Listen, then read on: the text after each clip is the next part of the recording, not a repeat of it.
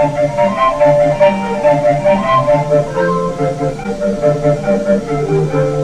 we have a standing room only event here, and Yann, you're truly a rock star here in Shanghai.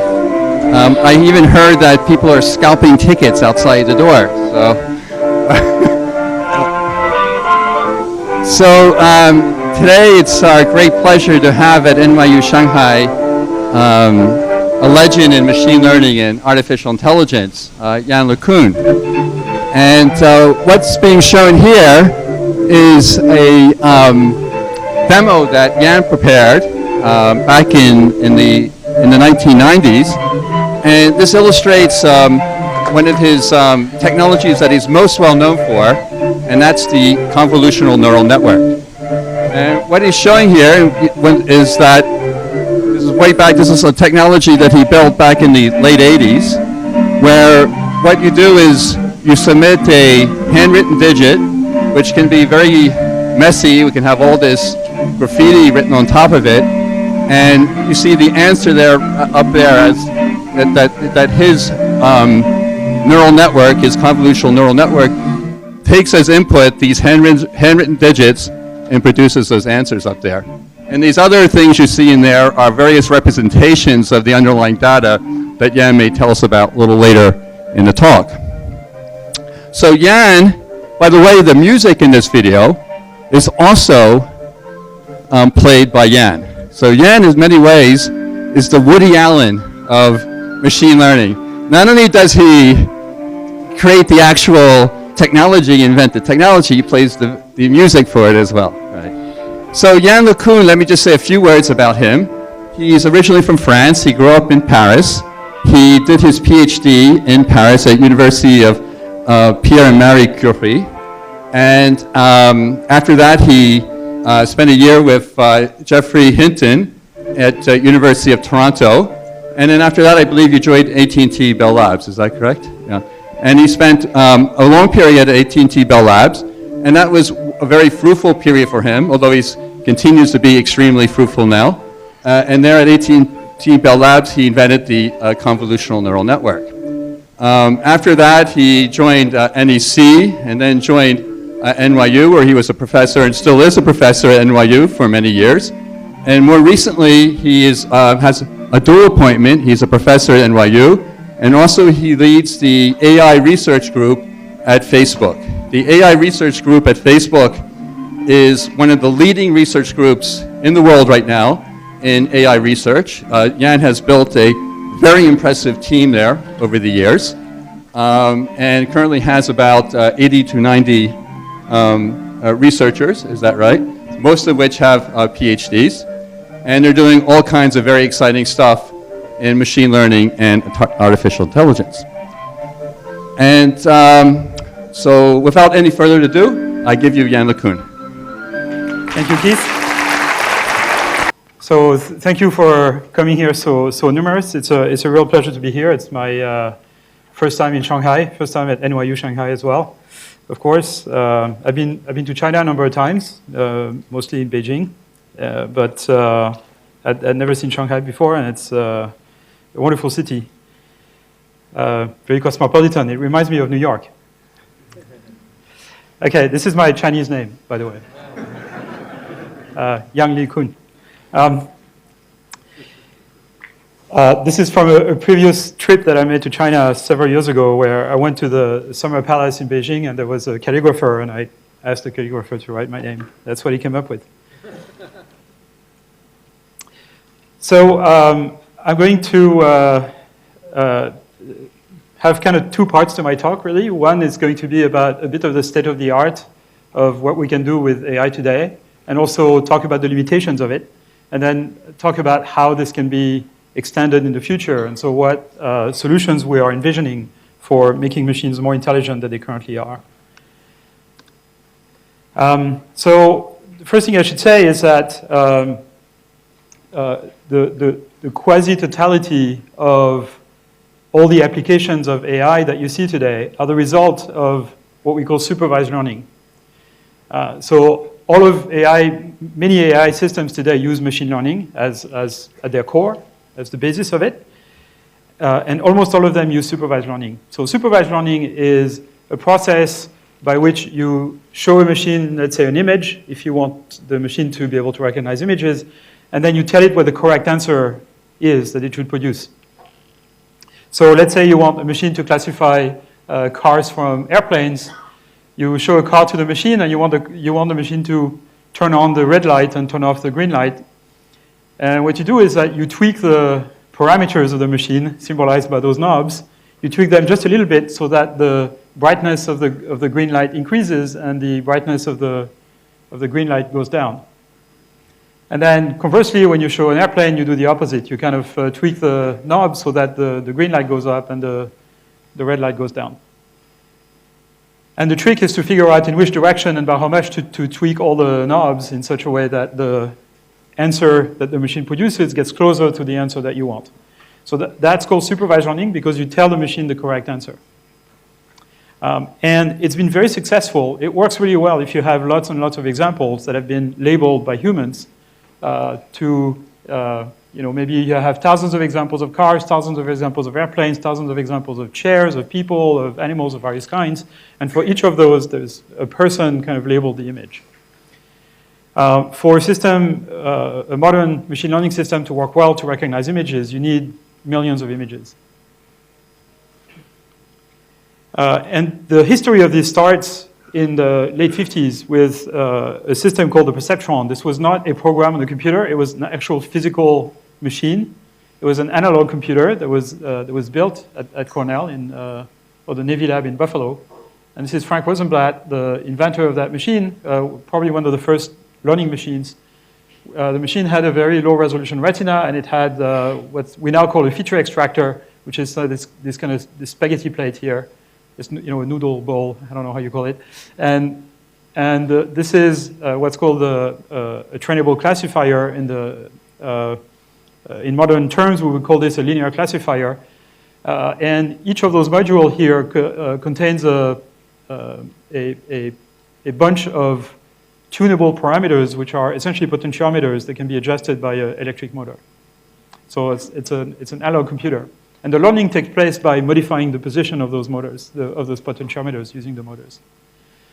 So that's kind of the root of machine learning and pattern recognition, really. And the basic model that this machine used, where you have some sort of handcrafted feature extractor that turns the raw signal into essentially a vector, or a list of numbers. And then you have a simple classifier that takes this list of numbers and decides whether it's category 1 or category 2. That model has been with us for 60 years almost. But that model has been sort of modified over the last few years by the emergence of deep learning. So the difference between classical pattern recognition, which is the model you see at the top, and what we now call deep learning, is the fact that in deep learning, the entire machine is composed of not just 2 levels, but multiple levels. And all of those levels are trainable.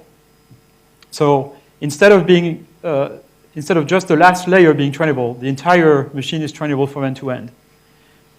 And that produces a big advantage because it allows the machine to essentially figure out what the important characteristics of the images are as part of the learning process. And so you don't have to have a human engineer think about how to represent the image in such a way that it can be recognized. The machine basically figures out by itself as the result of the learning process. And that's really the magic of deep learning. That's all there is to it. So the deep learning systems are very simple, and I'm sure many of you are quite aware of how this works, but I'm sure a number of you probably don't have no idea about how this is done, so I'm going to go through it quickly. So modern deep learning systems are kind of a version of what we call neural nets, artificial neural networks. And they're essentially a succession of very simple operations. The first operation, you represent the input as a series of numbers. So an image is really a table of numbers, right? The value of each pixel is a number, or if you have an audio signal, each sample of the signal is also a number. So essentially, you can think of any signal as a table of numbers, let's say a vector. And you take this vector, you multiply it by a matrix. So that's a linear operation. Essentially, that consists in computing weighted sums of those values. So each of the value that comes out of the output of this layer is basically a weighted sum of inputs where the weights are the coefficients in a row of this matrix. Okay? So that's a linear operation. And then the next operation you do is you apply what's called a pointwise nonlinearity. So you take each component of this vector and you apply a function, a very simple function like this one, which basically says if the argument of the function is 0, it's 0. If it's negative, it's equal to the output is equal to 0. And if it's positive, the output is equal to the input. That's called half-wave rectifiers, or in the language of neural nets, people call this a ReLU, a rectified linear unit. It's just max of x and 0. That's all there is. So a whole neural net consists in an alternation of those linear operators and those pointwise nonlinearities. And then again, a linear operator, a weight matrix, and a pointwise nonlinearity, a weight matrix, pointwise nonlinearity. The coefficients in those matrices are the numbers that will be affected by learning. So they are the knobs that I was talking about earlier. So how do we figure out in which direction to change the knobs? That's what's called a backpropagation algorithm. And essentially, you come up with some sort of cost function that measures the discrepancy between the output that the machine produces and the output that you want, the desired output. So you measure the distance between them in some way. There's various ways to do this. And that gives you a scalar value, which is kind of a cost, if you want, for the particular sample of input with the corresponding desired output. And now what we're doing is we're going to propagate signals backwards in this deep architecture. So each of those blocks is a layer in the neural net. And we're going to propagate signals backwards. And each of those signals is going to indicate the component of what's called a gradient. So a gradient is a big vector that indicates for each knob, for each adjustable coefficient, the influence of that coefficient on the output for the current input. So it tells you by how much the output would change, by how much this cost function would change if you tweak the coefficient by just a small amount. All right? So that indicates in which direction you should tune all of those coefficients so as to make the cost smaller. And the way those things are computed is through a very simple and very old rule in mathematics called chain rule, which is what allows to compute the derivative of a function that is applied to another function, right?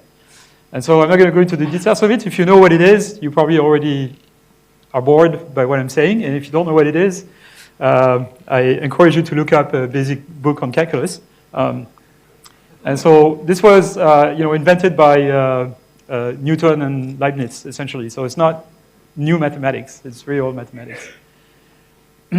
But essentially, those gradients can be backpropagated backwards and can be computed. That indicates by how much we need to change each of the coefficients so that the cost will go down. All right.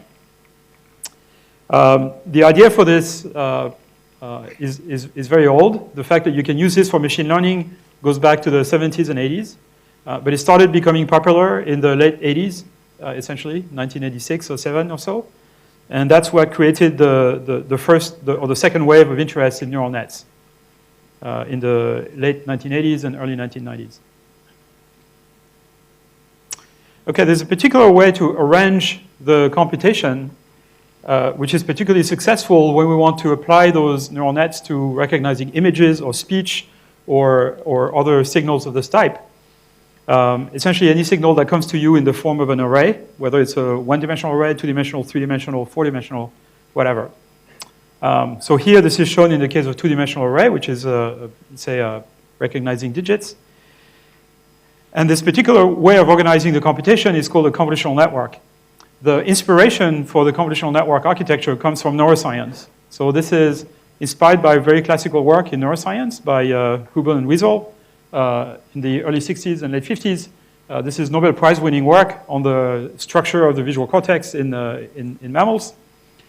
And in the 80s, a gentleman by the name of Kuniko Fukushima at the NHK labs in Japan had the idea of building a kind of artificial neural net that was organized a little bit in the same way, using multiple layers, but he didn't have access to the backpropagation algorithm. So he wasn't able to really train the network in kind of a proper way. He had a sort of an unsupervised method for training it. And then in the late 90s, I came up with the idea of building architectures of this type, but applying backpropagation, essentially simplifying them a lot and then applying backpropagation to train them. And that's what we now call the convolutional net. So the basic idea of a convolutional net is that the linear operation, instead of being a full matrix, is going to be a very, very sparse matrix, and it's going to be organized in such a way that the operation performed on the image is a convolution. What is a convolution? If I take an image, I'm going to compute a weighted sum of a patch of pixels. So let's say it's a patch of 5 by 5 pixels. I have pixel values here. I'm going to have a patch of 5 by 5 coefficients. I'm going to compute the dot product of these values and these values, which means I'm going to compute the weighted sum of those pixels where the weights are those coefficients. And then this weighted sum I'm going to write into the output. And then what I'm going to do is going to take this window and shift it over by 1 pixel, compute the dot product again with the same weight, and then write the value in the neighboring pixel. And then as I move this window over the entire image, I'm going to write the result in the output map. And so basically this is a template for a local motif. And what the value indicates here on the output is whether this local motif matches the input, whether the motif you see on the input matches the motif represented in this pattern of coefficients. It's called a convolution kernel. And so the whole operation here is what's called a discrete convolution, filtering, etc. Then we're going to pass each of those values through a nonlinearity of the type that I showed earlier. So that's the first type of operation, filter banks or convolutions plus nonlinearity. And then the next operation in the convolutional net is what's called the pooling. The pooling operation takes a neighborhood of values in a feature map and then computes a combination of those values using a max operation or an average or an L2 norm, so the square root of some square or something like that. Some sort of symmetric function. It doesn't actually quite matter exactly what it is. In modern neural networks, people generally use max pooling. And a crucial aspect of it is that the window over which the pooling is performed is shifted by more than 1 pixel every time. And so the pooled maps have lower resolution than the inputs. And then you repeat the operation. The next layer up, again, performs convolutions with the feature maps at the first level, sum up the result with different coefficients, and then that's the result of another feature map, and each of those feature maps has different sets of convolution kernels, and then there's pooling again, convolutions again, etc. Let me show you an example of this in action. So this is similar to the examples that Keith was showing in the video. This is from the mid-90s, roughly. And here we trained this convolutional net to recognize handwritten digits.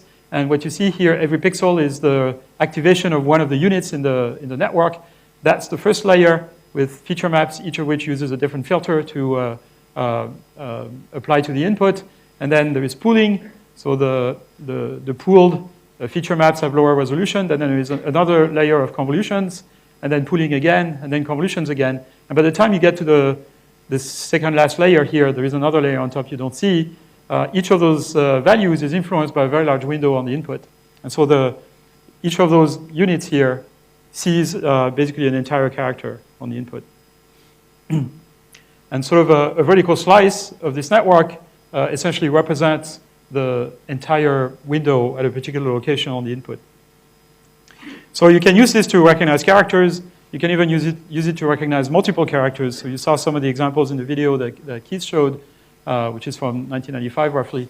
And this is another example from the same video here, where the system essentially using you could think of the output here as being detectors that are computed over a sliding window over the input. Each of them gives you a score for the sort of best scoring character, which is displayed here. And then there is a very simple post-processing that pulls out the most consistent interpretation for the input. So we kind of discovered pretty quickly that with those convolutional nets that we train with backpropagation, we could use them to not just recognize a single character, but also recognize multiple characters in context.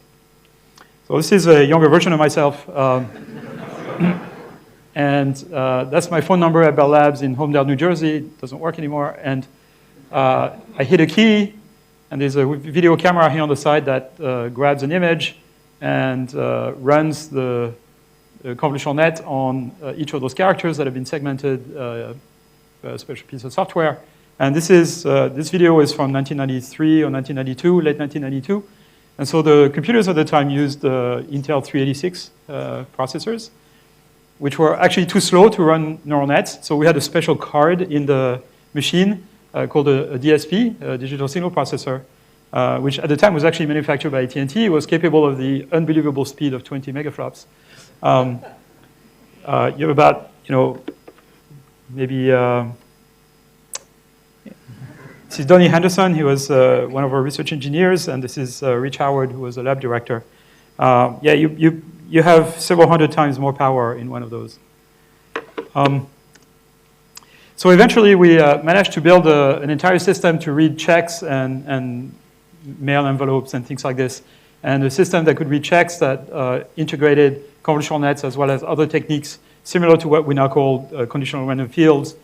Was deployed around 1996, and it was capable of reading about half the checks with less than 1% error and reject the rest to human operators.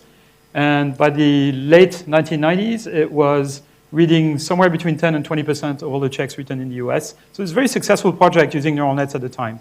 But by the time that this project was rolled out, people in the field of machine learning had moved away from using neural nets, and neural nets had a bad reputation because they needed a lot of data to work, and most of the problems people wanted to solve at the time had relatively small amounts of data. You only had lots of data for speech recognition, but not so much for anything else. That was the first thing. And the second thing is, it was very difficult to make them work. There's a lot of kind of tweaks and hacks that you have to know to make them work. And at the time, it wasn't common to exchange your code with other people. There was no open source, essentially. There was no internet in 1995. Right? Or at least it wasn't widely used. So it became very difficult for people to kind of reproduce those results, and they moved away from neural nets, and they acquired a bad reputation. This is what kind of killed neural nets a little bit in the late 90s. But some of us knew that these things were working really well. And so we kept knowing that eventually those things were going to come back when computers became more powerful and when large data sets became available. So in fact, inside of our lab, we had disagreement about whether neural nets were going to be successful. The gentleman here is Vladimir Vapnik. Some of you may have heard this name. He's a famous Russian mathematician and kind of the grandfather of learning theory, statistical learning theory. He invented a technique called supervector machines. He co-invented a method called supervector machine. In fact, the real inventor of this technique is Isabelle Guillon, who was also at Bell Labs in the same group. We were in neighboring offices, so he was 2 offices down from mine, and I developed the first convolutional nets in around 1988, and he joined the lab at the end of 1989, and within 2 years, Isabelle Guillon, Bernard Boser, and Vladimir developed supervector machines. So supervector machines and convolutional nets were invented next to each other within 2 years of each other. And this is Léon Bottou. He's currently at Facebook AI Research. At the time, he was also in the same group. And this is Larry Jackal, who was the head of the group. And Larry and Vladimir had 2 bets in 1995. So the first bet was Larry Jackal bets one fancy dinner that by March 14, 2000, people will understand quantitatively why big neural nets working on large databases are not so bad. In fact, they're very good. And understanding means that there will be a clear condition and bound, so some sort of mathematical statement for why they work. Vapnik bets one fancy dinner that Jackal is wrong. But if Vapnik figures out the bound and condition himself, then Vapnik still wins. Okay? So this was an incentive by Larry Jackal to convince Vladimir to work on the theory of neural net, essentially. By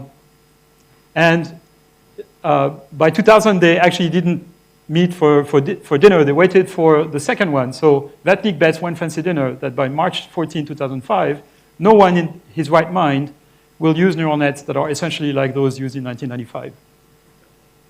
And Jackal bets one fancy dinner that Vapnik is wrong. It's signed by Vapnik, Jackal, and I was the witness. And what happened is, this is the picture taken in 2005, and Jackal lost that one, and Vapnik lost that one. And so they shared the cost. And I just got a fancy dinner, you know, I didn't have to. And so did Leon. And we still don't quite understand why neural nets work so well. There's a lot of theoretical work that needs to be done there that maybe some of you will contribute to in the next few years. So over the last few years, neural nets and convolutional nets in particular have become extremely successful and are used for all kinds of applications that I'm sure several of you are aware of. And so this is a type of convolutional net. Not all the layers are represented. Typically, they will have between 1 and 10 billion of those connections between units, 10 million to 1 billion parameters to be updated by the learning algorithm, the knobs, somewhere between 8 and 20 layers in the system. And they are extremely successful. These are examples of filters that are learned by such a system at the first level. And neuroscientists tell us that they look very much like what the feature detectors look like in V1, which is the primary visual cortex area in mammals. So that led to watershed, record-breaking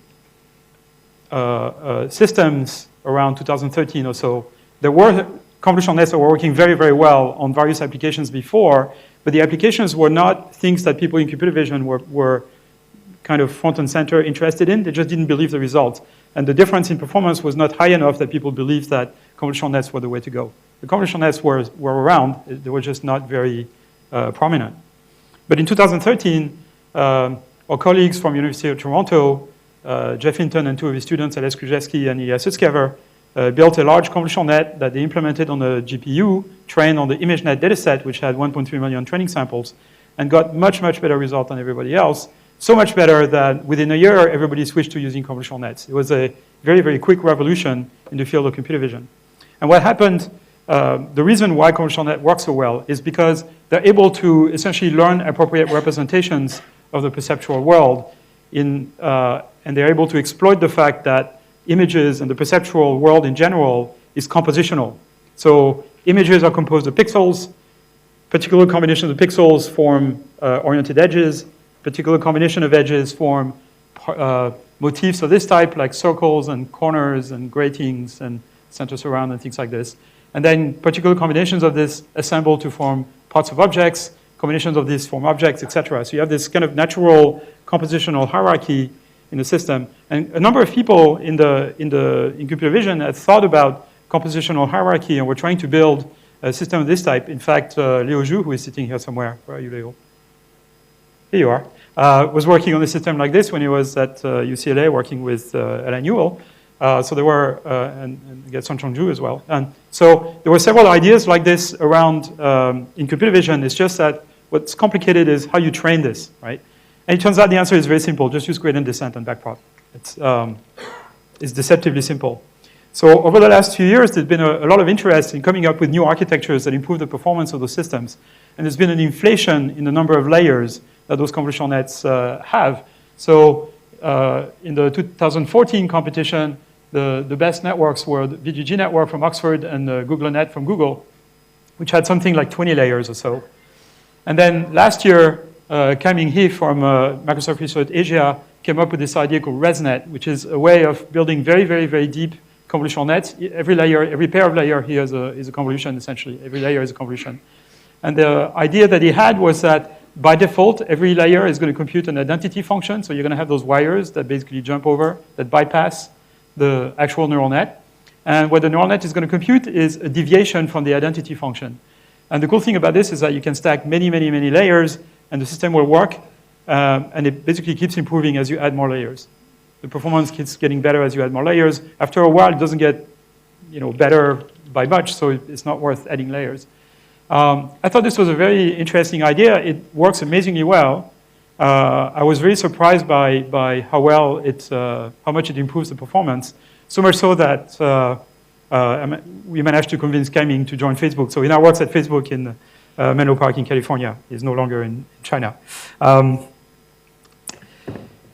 Another application of convolutional net that surprised me, even me, with how well it works is face recognition. So there is a lot of people now working on such techniques, but the pioneers there are the group at Facebook, Yann Tagman, and his collaborators, who essentially, managed to train a convolutional net to do face recognition by doing kind of a careful alignment of the faces and then feeding the convolutional net with the faces, training it on a large number of faces. And then what you can do is you can take the representation of faces at the last layer and use this as kind of a feature representation that you can use with any kind of classifier. This works amazingly well. This is what Facebook uses to tag people automatically in photos. And it's used on a very large scale because people on Facebook upload on the order of 1 to 1.5 billion photos per day. And every single one of those photos go through 3 convolutional nets that do content filtering, face recognition, and image recognition. So a couple of years later, when I started working on convolutional nets again in the early 2000s, we started using this for robotics to drive robots around. So this is a convolutional net that is applied convolutionally on a whole image in such a way that it can classify every window around a pixel as to whether it's the central pixel in that window is traversable by a robot or not. So it's basically a two-way classification. Can I drive over this or not? And the labels for this can be collected using stereo vision, so it doesn't require much manual labeling. And after the system is trained, it can adapt as it runs. We can put the result of the vision into a map and then use that for a robot to navigate. So this is a video that was shot around 2008, 2009. And those 2 students are annoying this poor robot that doesn't know where to go and is really being frustrated. Now, these guys are allowed to annoy this robot because they wrote the code for it. And they're pretty sure that the robot is not going to break their leg by running over them. This was Pierre Samanet and Raya Hetzel. Raya Hetzel now is the head of the robotics research group at DeepMind in London. And Pierre Samanet also works on robotics at Google Brain.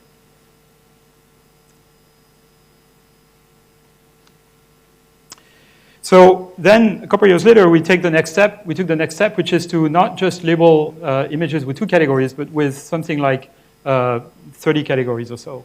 And that's called semantic segmentation. So every pixel here is classified as either a road or car or building or window or person, etc.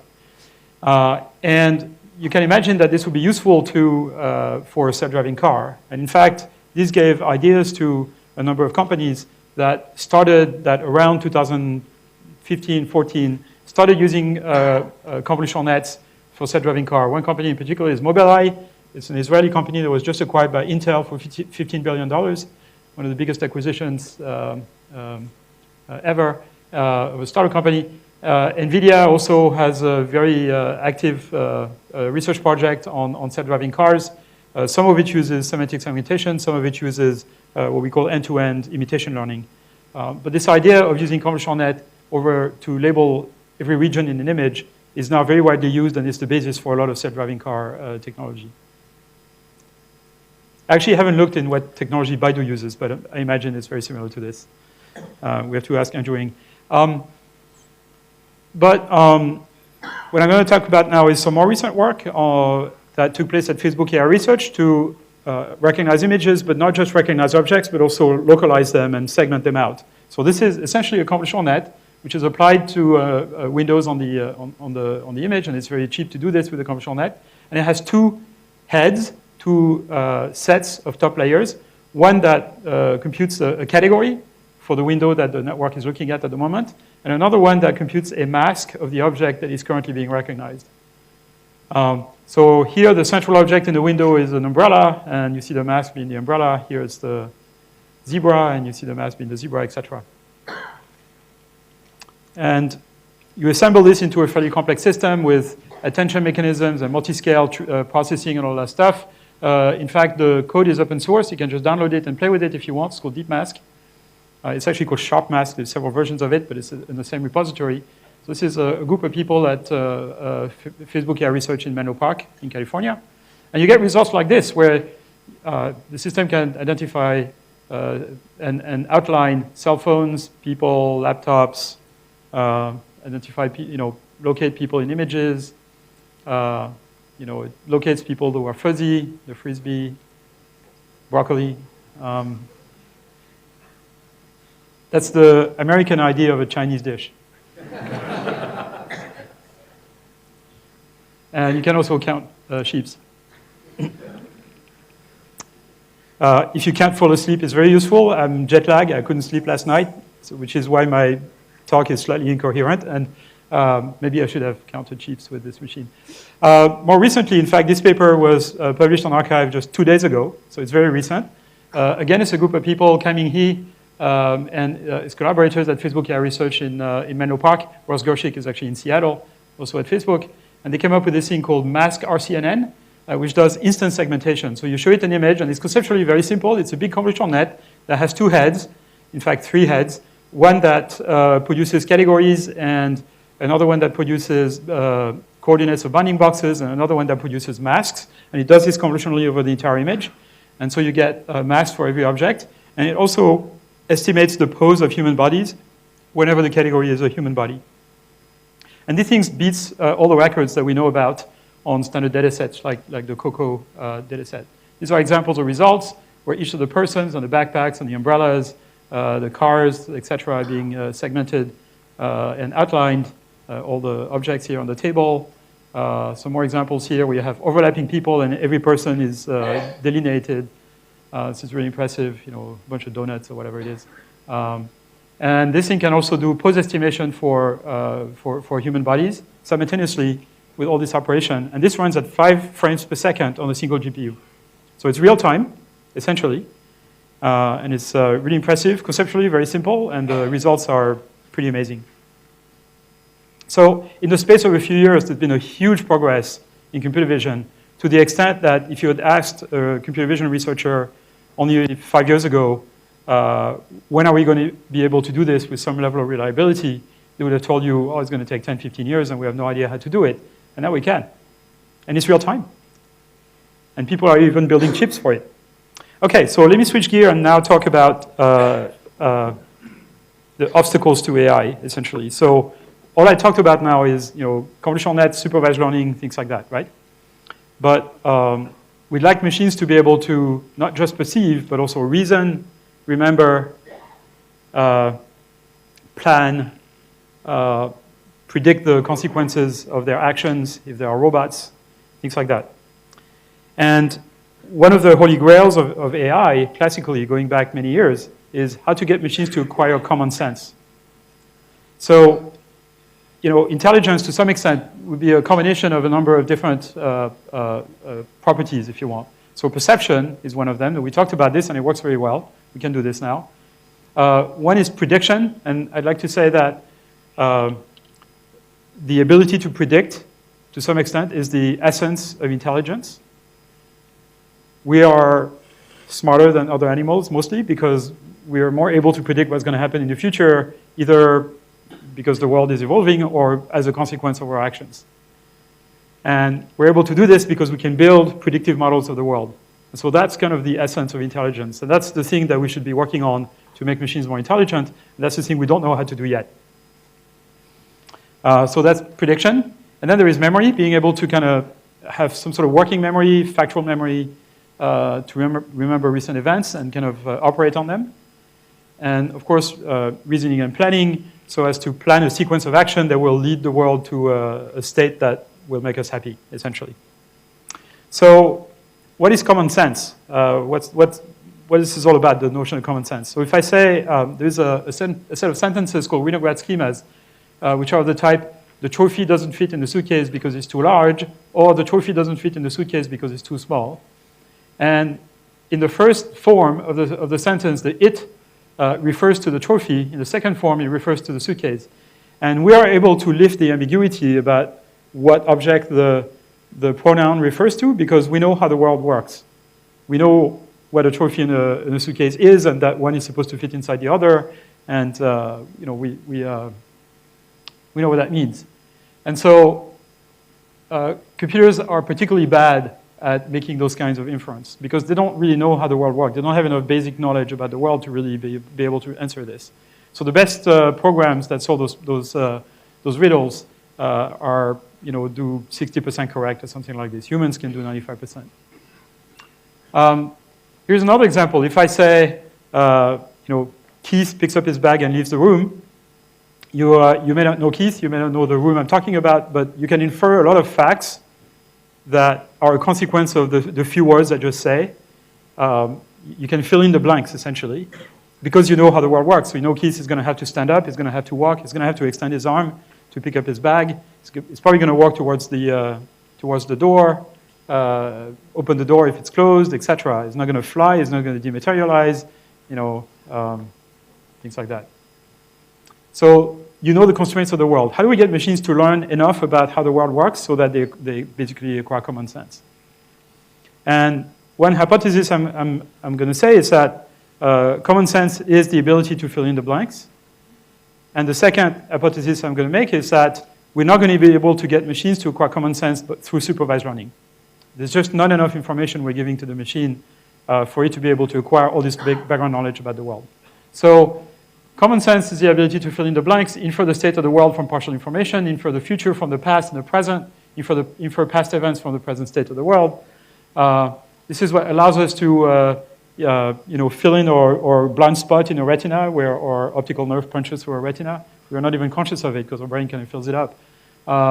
Fill in missing segments in text. The thing that allows you to infer what my left profile looks like if you only look at my right profile, because you know that most human faces are more or less symmetric. Predicting any part of the past, present, and future from whatever information is available. That's what we call predictive learning, but really it's kind of a form of unsupervised learning.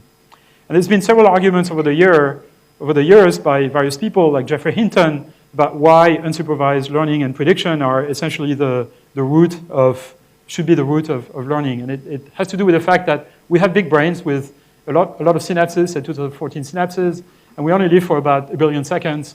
And so we have a lot more parameters than data, which means that every data that our brains need to predict needs to have a lot of information in it, like a whole image or something like that. So this motivates the idea that we must do a lot of unsupervised learning, since the perceptual input, including proprioception, is the only place where we can get 10 to the 5th dimensions of constraints per second.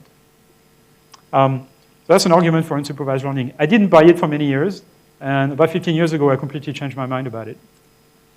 So if we measure, this is a slightly obnoxious slide that has become a bit of a meme in the machine learning community. It's become kind of a joke. There is a lot of people showing this slide now with a cake. And the reason is, so I started showing this slide about 1.5 years ago, where I said, if you measure by the amount of information you're asking the machine to predict, when you ask it to predict the future, for example, ask what's going to happen in the next few seconds in this room, or things like that. You're giving the machine a lot of information when you let the future occur and you let the machine observe what the future looks like. A lot of information is given to it. Supervised learning, the machine gets a relatively small amount of information, which is just the desired output that you want, right? So it's just a few bits, essentially. And in reinforcement learning, which is the type of learning that is used a lot for games and things like that, for getting machines to play Go or play Atari games or things like this, the machine gets a very small amount of information, basically one scalar value once in a while. And so you need a lot of samples, a lot of trials for a machine to learn anything with reinforcement learning, which is why it's used for games, because games you can run millions of times on a computer really, really quickly. But it doesn't really work in the real world, because you cannot run the real world faster than real time. That's annoying, isn't it? So I came up with this analogy that if intelligence is a cake, then the bulk of the cake, the génoise of the cake, if you want, is unsupervised learning. The icing on the cake is supervised learning, and the cherry on the cake is reinforcement learning. And when I show this slide, reinforcement learning people say, first they're mad at me, and second, they think I'm not interested in reinforcement learning. But what you have to know is that this is a Black Forest cake, Black Forest chocolate cake. A Black Forest chocolate cake, the cherry is not optional. You have to have a cherry on the cake. Okay, so it might be small, but it's very important.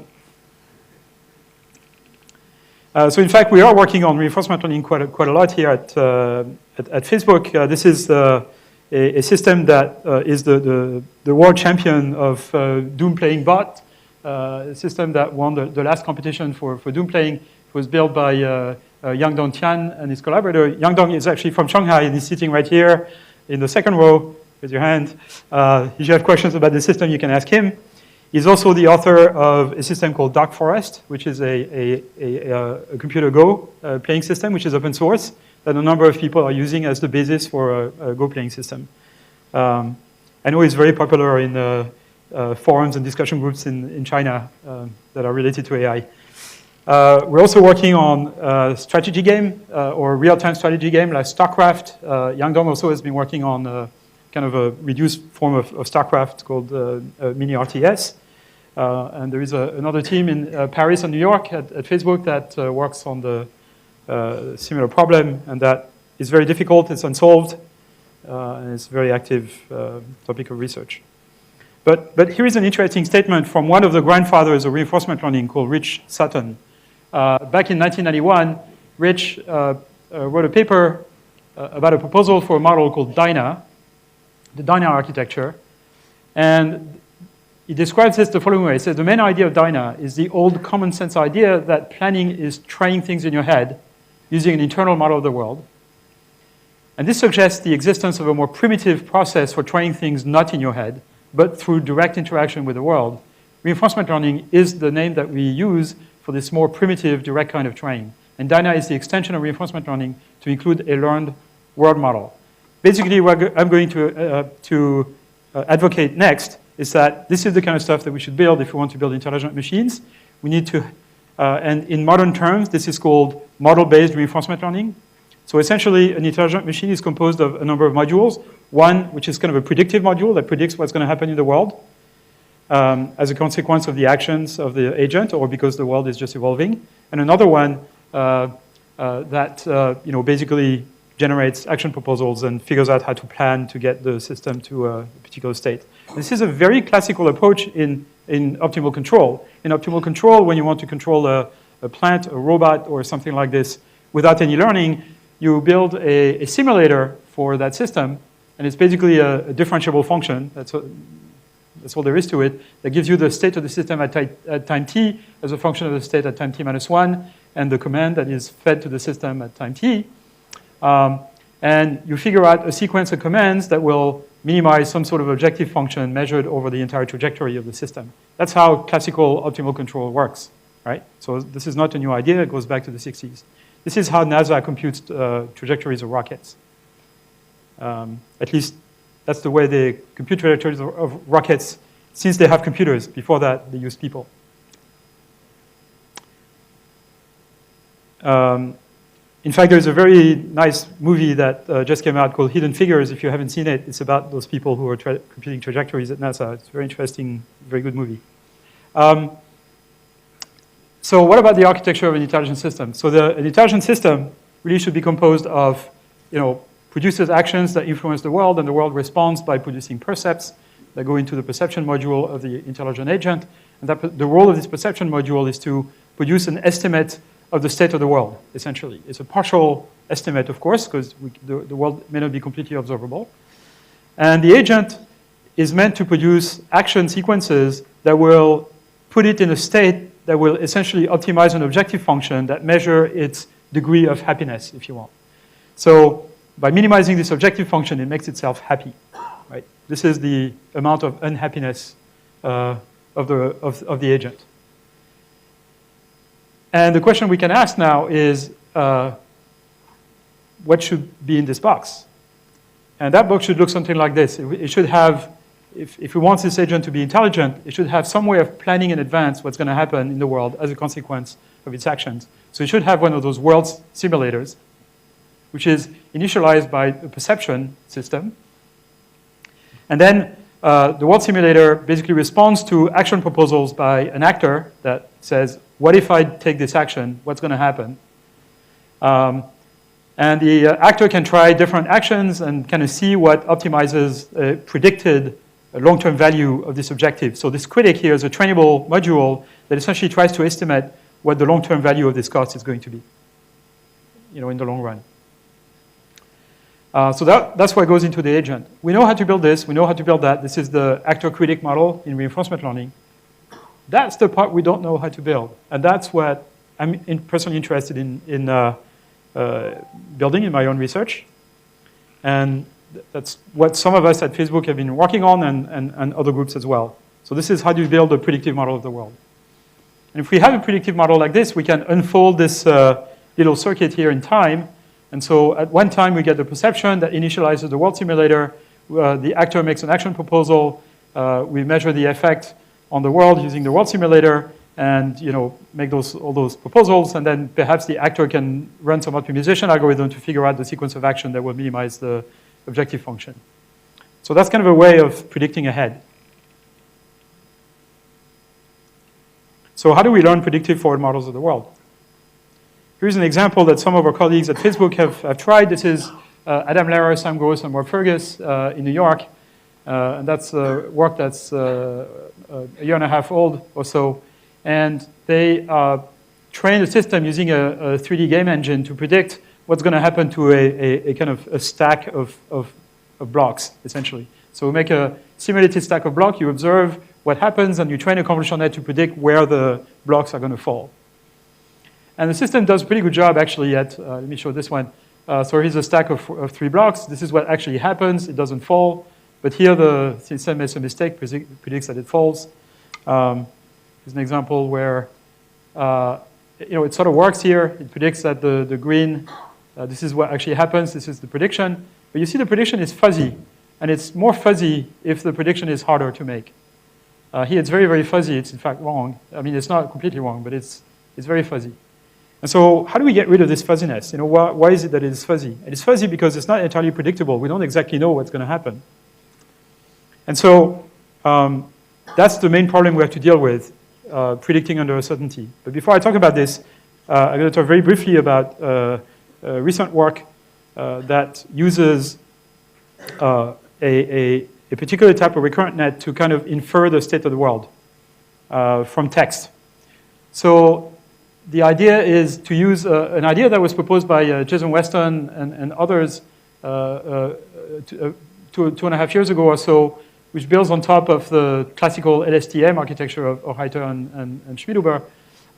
And this is the idea of augmenting a recurrent neural net with a memory. It turns out recurrent nets are not very good at remembering things. You have to kind of have explicit memory modules next to them in such a way that they can remember the past really well. So this is the memory network. There is several work along the same lines that appeared around the same time. Stack augmented recurrent neural net. This is by Julien and Nikolov, who are also at Facebook around the same time. Neural training machine that came out of DeepMind around the same time, actually 3 days later exactly. And differentiable neural computer, which is kind of a follow-up on this work that was published recently by DeepMind. And the idea of memory augmented network is that you basically build an associative memory circuit, and you build it in such a way that it's differentiable so that you can propagate gradient through it. And you put this in a recurrent neural net so that the memory stores, for example, the story in the form of vectors that represent each sentence in the story. And then you can show a vector to the system, which basically consists in representing a question. And then you let the system access the memory multiple times to produce the answer to the question. And you train this whole thing with backprop. And it works amazingly well. So you can do things like have the system read a short version of the story of Lord of the Rings. It's a 15-sentence version of the Lord of the Rings. It's like 3 books reduced in 15 sentences. And then at the end, you can ask questions. Where is the ring? At Mount Doom, where is Bilbo now? Grey Heavens, etc. So this works quite well. But there are a few tasks there's about 20 different types of questions that Jason Weston and his collaborators have kind of classified. And there is a few tasks where those memory augmented networks really don't work very well, that require kind of complex inference. And this is where this entity RNN comes in. So entity RNN is, I'm not going to go into detail because I don't have time, but it's basically a bank of recurrent neural nets that are augmented by memory. And they may choose to update their content as a result of an input being presented.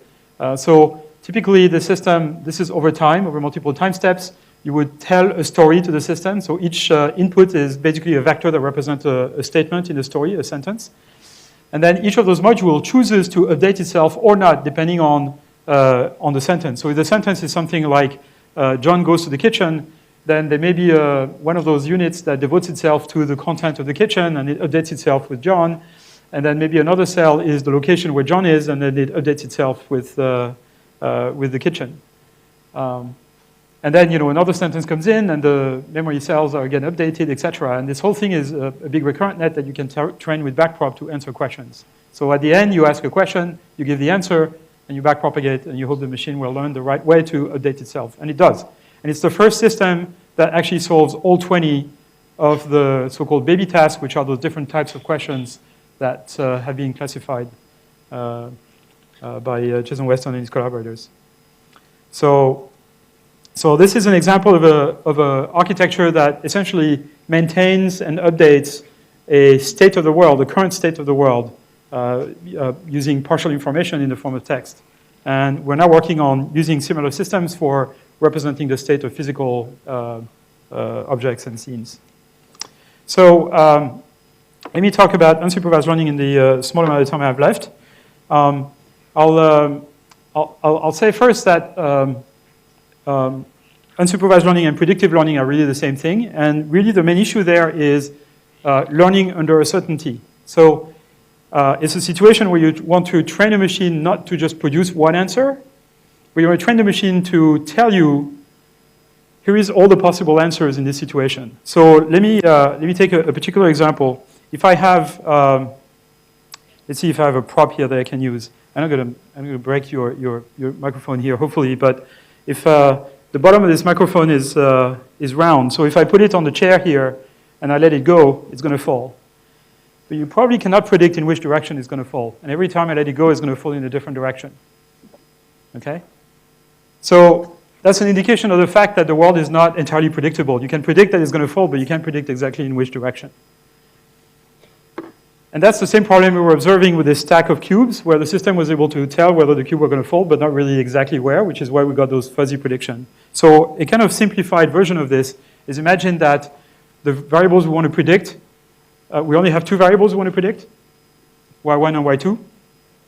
And all the data that we observe of future predictions, given a particular situation, are along this curve or this manifold. Okay? So these are data points. So there's obviously a dependency between y1 and y2, right? Those two variables are not independent. And what we'd like is a machine to tell us whether a particular point in the space is a good prediction or a bad prediction. So if it's on this manifold, it would be a good prediction. If it's outside the manifold, it would be a bad prediction. So what we need is to train a machine to produce a scalar value, so a machine that takes a prediction and it tells us whether this prediction is good or bad using a single scalar. And that's a way of representing this function. Let's call it a contrast function or an energy function. And it's going to take low values for data that is actually observed and higher values outside of this manifold of data. Okay? Those two energy functions basically play the same role, right? They both give low values on the data and higher values outside. So there's many different functions that will give you the same result. And that's called energy-based learning. So what we need is a learning algorithm that will essentially train this energy function that will give it the right shape so that if it starts being flat, it will eventually take this shape that gives low values to the data points and higher values to other points. So essentially what we have to do is using gradient descent, essentially, we have to come up with a loss function that will minimize when this energy function takes low values on the data points and higher values on other points. And the question is, how do we do this? So we parameterize the energy function, of course. And I've come up over the years with something like 8 different methods to do this, which I'm not going to go to, but some of them are justified by arguments of applied mathematics like sparsity and there's denoising autoencoders, there's variational autoencoders, variational methods, Markov chain Monte Carlo methods. There's all kinds of methods that people image space, which is kind of amazing. There's a particular form of GANs called energy-based GANs that was proposed by 2 of my students, Jumbo Zhao, Michael Mathieu. And it's kind of this form of GAN that I explained earlier is energy-based GANs. The architecture of the discriminator here is an autoencoder. I'm not going to go into the details of this. But there is kind of an interesting property that Michael Mathieu proved, which is basically you can show that there is a Nash equilibrium between the two functions you want to optimize, one with respect to the generator, the other one with respect to the discriminator. And those two kind of work against each other. There is some sort of Nash equilibrium that occurs, like in game theory. And if this Nash equilibrium is reached, then the two distributions, the data distribution and the distribution of data produced by the generator, are identical. which is kind of cool. Jumbo Zhao applied this to MNIST using a particular architecture of the generator, which I'm not, the discriminator, which I'm not going to go into, but basically got extremely good results with a very small number of labeled training sample by basically training the system unsupervised to reconstruct inputs using the EV-GAN framework. He got less than 1%, 0.9% error on MNIST using a fully connected network, which is kind of really good. And this is what you get when you train EV-GAN on natural images from ImageNet. And if you're in the back of the room, you probably think those images look nice. If you're in the front of the room, you're probably thinking, what the hell is this? Like, I can't tell at all what it is, right? None of those are actually real objects. They are kind of, they look nice. They have the nice statistical properties of objects, but they're not objects. So the system has captured some regularity about natural images, but not all of it, not the kind of long-range regularities. This is what happens if you train it on dogs. You get weird dogs, right? Funny dog. It actually looks a lot like Mark Zuckerberg's dog. But they are kind of like Salvador Dali dogs, right? Kind of soft. We can train those things to do video prediction. So these are examples of video prediction system trained with adversarial training. So this is when you don't train with adversarial training, you just train the system to predict the next frame using least square. And you get those fuzzy prediction. It's because the system really cannot make a single prediction that is correct. So it predicts an average of all the possible features, and that's fuzzy. But if you train with adversarial training, you get those crisp predictions that actually look quite nice. But it doesn't work very far in the future. It only works for a few frames, and then it gets bad really quickly. This is a system that's trained to predict 5 frames in the future. So it's been trained with videos from apartments in New York. And the camera turns around. And once the background here turns red, what you're looking at are predictions. So the green are observed, and the reds are predictions. And so as the camera turns, the system has to basically invent what this apartment looks like in places where it hasn't looked, right? So it has to invent what this, carpet looks like, or what this library, this bookcase looks like, right? It invents this bookcase here. It's never seen it before. Same here. It looks like a library. Here it sort of, invents this couch. It's never seen it before. So it's kind of captured a bit of regularity about how the world works. But if you try to predict more than a few frames in the future, this goes to 50 frames. It gets bad really quickly. Things get washed out. So one of the things we've done more recently is do the same kind of prediction, but in the space of semantic segmentation, not in the space of pixels. And I'm going to skip the details, but these are examples of prediction where, again, the red frame indicates predictions where the cars continue moving in the directions where they're supposed to move. Pedestrians continue to cross the street. So that would be very useful for an autonomous car because you could predict the trajectories of all the moving objects in the scene. I'm actually going to stop here. I'm out of time, so I'm going to thank you for your attention and perhaps take questions if we have time. Thank you very much.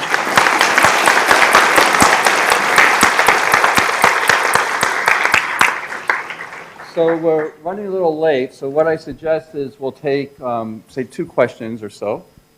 Then we'll take a 5-minute break, and after that we'll begin our panel discussion led by Professor Zhang Zhang. So first question, please. Let's make it, we have time for 2 questions. Let's make them good questions. Back there.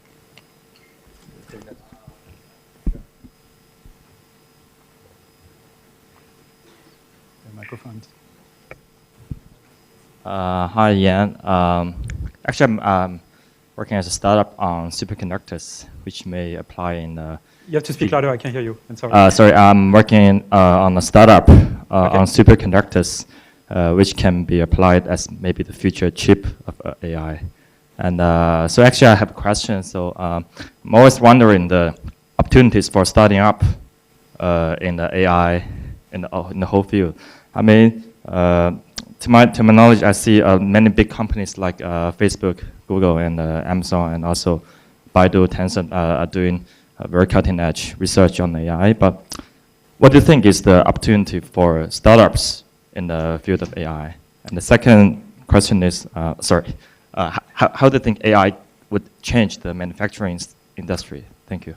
Okay, so certainly AI is going to affect manufacturing industry a lot in the near future.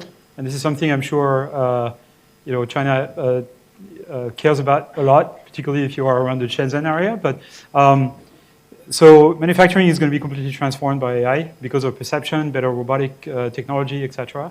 But I think there is still a number of years, if not decades, for humans to play a role in manufacturing, an important role. I think another set of transformations are going to happen in transportation, of course, for self-driving cars and things like this. This is going to completely change how we design cities and how people get around. The car industry is going to turn itself into a service industry for transportation. You're not going to buy cars anymore, or not nearly as many as we currently do. It's going to change medicine and healthcare. We're going to have systems analyzing medical images in a much bigger way, personalized medicine that would be enabled by kind of AI techniques, deep learning, etc. So I think all of those things are going to be completely revolutionized over the next 10, 20 years. With respect to your first question, in my opinion, at the moment, the best way to be successful with an AI-focused startup is to focus on vertical markets. So basically find a killer application for a particular set of customers and then build an AI system around this. Because the basic technology for AI is becoming commoditized. You can download Torch or TensorFlow or whatever it is and develop very simple neural nets very quickly nowadays and deploy them relatively easily. All the big companies that have cloud services offer software platforms for deep learning nowadays.